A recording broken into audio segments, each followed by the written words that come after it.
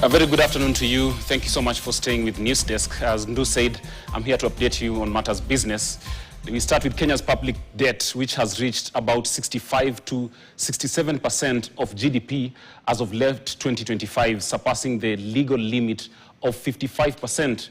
The total debt has crossed 12 trillion Kenyan shillings, around 93 billion US dollars, with domestic debt constituting a larger share, approximately 37% of the GDP, compared to external debt about 30% of the GDP.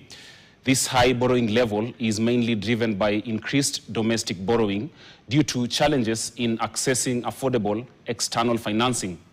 The implications of this debt level are significant. Kenya is paying very high interest on domestic debt, up to 19% on bonds, which is almost 3%, three times the cost of commercial external loans. About 63% of government revenue goes towards debt repayment, constraining funds available for other priorities like development and social spending. The borrowing has been described as heavy and without enough oversight, raising risks of costly loans and debt sustainability concerns. Economic growth projections have been revised downwards, partly due to the pressure of high debt servicing costs.